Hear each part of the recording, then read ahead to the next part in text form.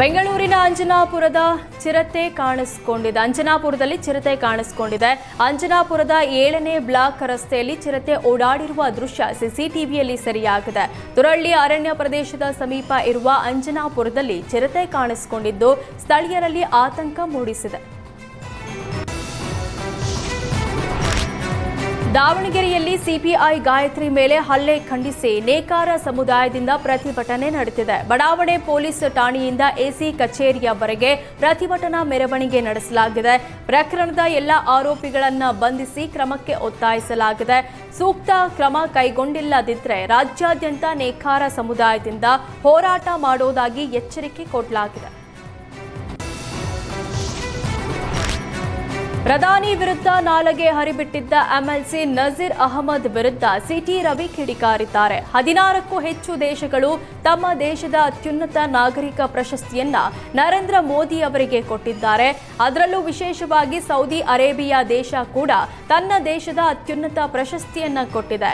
ಅಂತವರ ಬಗ್ಗೆ ಕಾಂಗ್ರೆಸ್ ಎಂಎಲ್ಸಿ ನಸೀರ್ ಅಹಮದ್ ದೇಶದ್ರೋಹ ಪದವನ್ನ ಬಳಕೆ ಮಾಡಿದ್ದಾರೆ. ದೇಶಭಕ್ತರು ಇವರಿಗೆ ದೇಶದ್ರೋಹಿಗಳಂತೆ ಕಾಣ್ತಾರೆ ಅಂತ ಕಿಡಿಕಾರಿದ್ರು. ಇನ್ನು ಪರಿಷತ್ನಲ್ಲಿ ನಸೀರ್ ಅಹಮದ್ ಕ್ಷಮೆ ಕೇಳಬೇಕೆಂದು ಬಿಜೆಪಿ ಆಗ್ರಹಿಸಿದೆ. ಆದರೆ ನಸೀರ್ ಅಹಮದ್ ಮಾತ್ರ ವಿಷಾದ ವ್ಯಕ್ತಪಡಿಸಿದ್ದಾರೆ. ಬಿಜೆಪಿ ಮಾತ್ರ ಕ್ಷಮೆ ಕೇಳಬೇಕೆಂದು ಒತ್ತಾಯಿಸಿದ್ದಾರೆ. ಕಾಂಗ್ರೆಸ್ನ ಎಂಎಲ್ಸಿ ನಜೀರ್ ಅಹಮದ್ ದೇಶದ್ರೋಹದ ಪದವನ್ನು ಉಪಯೋಗಿಸ್ತಾರೆ. ಬಹುಶಃ ಅವರಿಗೆ ಅವರ ಸಂಕಟ ಅರ್ಥ ಮಾಡ್ಕೊಳ್ಬಲ್ಲೆ.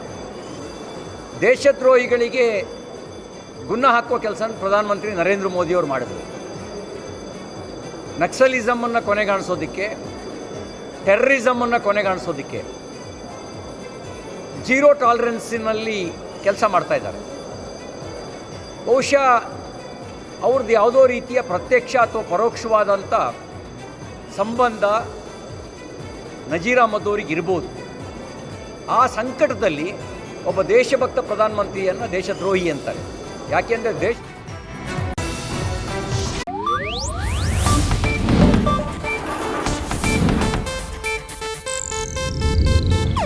ಇದು ಏಷ್ಯಾನೆಟ್ ನ್ಯೂಸ್ ನೆಟ್ವರ್ಕ್ ಪ್ರಸ್ತುತಿ.